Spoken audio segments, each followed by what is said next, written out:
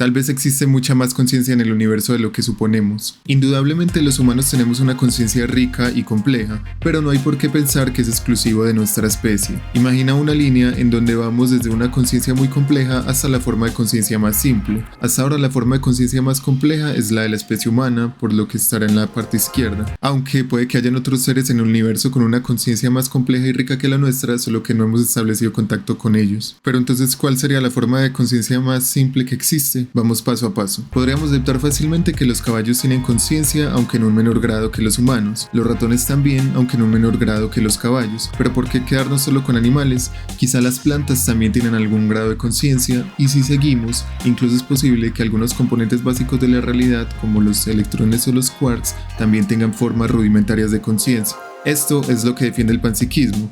La conciencia es una propiedad fundamental y ubicua del universo, o sea, que está en todas partes. Pero para entender cómo se llega a esa postura tan excéntrica, primero tenemos que entender qué es en específico la conciencia y cuáles son los problemas que se presentan cuando la estudiamos. Tú has tenido millones de experiencias conscientes a lo largo de tu vida. Por ejemplo, cuando ves un objeto rojo, tienes una experiencia consciente de esa rojez. Cuando tienes un dolor insoportable, tienes una experiencia consciente de ese dolor. Cuando hueles el olor a café, tienes una experiencia consciente de ese olor a café. Ser consciente significa que existe una experiencia subjetiva. Siempre que una entidad tenga experiencias subjetivas, significa que existe algo así como ser esa entidad. Si quieres entender mejor qué significa esta definición de la conciencia, te recomiendo ver mi video sobre qué se siente ser un murciélago. Un pequeño resumen del video es que las experiencias conscientes tienen como característica principal que son subjetivas, es decir, que solamente son accesibles para la entidad que es consciente. Para que tú sepas qué se siente tener una experiencia consciente que yo estoy teniendo, necesariamente tendrías que volverte yo teniendo esa experiencia. Esta característica subjetiva es lo que hace que estudiar la conciencia científicamente sea tan complejo, si no es que es imposible. La forma más común de proceder de los métodos científicos es reducir al máximo la subjetividad.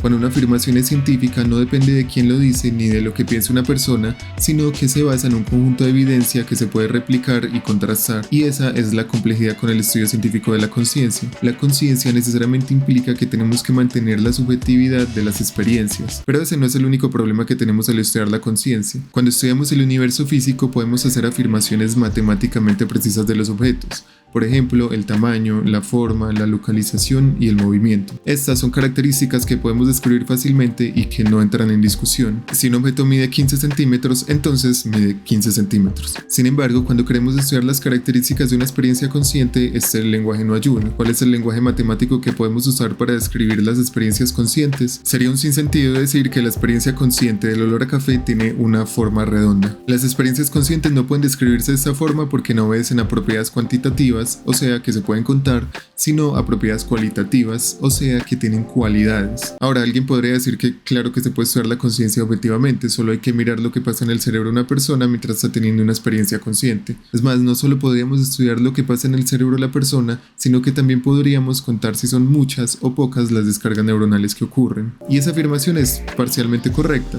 pero el problema de estudiar así la conciencia es que estudiar el cerebro no logra capturar todas las características de la conciencia, porque aunque sepas qué pasa en el cerebro de una persona, no necesariamente sabes qué se siente tener esa experiencia consciente. Pareciera que el estudio de la conciencia no es reductible a simplemente mirar lo que ocurre en el cerebro, y eso es lo que lleva al panpsiquismo a afirmar que la conciencia es una propiedad fundamental del universo. Existen ciertas propiedades fundamentales del universo que no se pueden reducir a algo más, sino que son los cimientos del universo. Por ejemplo, la masa o la carga eléctrica son propiedades fundamentales del universo. No podemos explicar la masa o la carga eléctrica con algo más, sino que es lo que usamos para explicar el resto de las cosas. Un panpsiquista lo que haría es simplemente ampliar la cantidad de propiedades fundamentales del universo y añadir una más: la conciencia. Así se soluciona el problema de por qué parece que la conciencia no parece que se pueda reducir a algo más, porque es que es literalmente irreductible. Esto no significa que absolutamente cualquier cosa en el universo sea consciente, como por ejemplo una roca.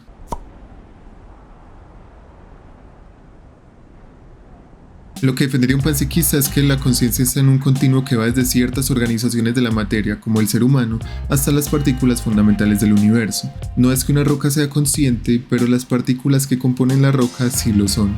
Solo que esas partículas que componen la roca tienen unas formas de conciencias muy rudimentarias. Cuando esas partículas se organizan correctamente, surgen formas de conciencia más complejas, pero los objetos como las rocas o los sartenes no tienen la organización necesaria. El panpsiquismo tiene varios problemas, como el problema de la combinación o si es fructífero para estudiar la conciencia científicamente. Sin embargo, no quiero detenerme en sus problemas, sino en sus implicaciones si es que fuera correcto. Pareciera que la existencia tiene sentido mientras tenemos experiencias conscientes. Nadie se siente orgulloso de las cosas que sueña. No nos presentamos diciendo el último sueño que tuvimos ni qué tan vivido fue, sino que nos presentamos mencionando las cosas que hacemos mientras estamos despiertos y conscientes. El hecho de que una entidad sea consciente lo cambia todo. Cuando tratamos a otros humanos no lo hacemos como si fueran objetos, sino como si fueran otros que tienen conciencia, como si fueran valiosos intrínsecamente. Pero si es que el panpsiquismo es correcto, somos seres conscientes incrustados en un mundo lleno de conciencia. ¿Por qué tratar de manera privilegiada solamente a los humanos si es que muchas otras entidades también son conscientes? Quizá también deberíamos de tratar de la misma forma a los animales. Pero no solo a los animales, sino también a las plantas. Un bosque no sería solamente un conjunto de plantas, sino una agrupación de conciencia. Talar un árbol ya no sería una acción cualquiera sin importancia, sino que tendría unas implicaciones morales. Sería acabar con una forma de conciencia. Tal vez la gente que abraza árboles tenga razón después de todo.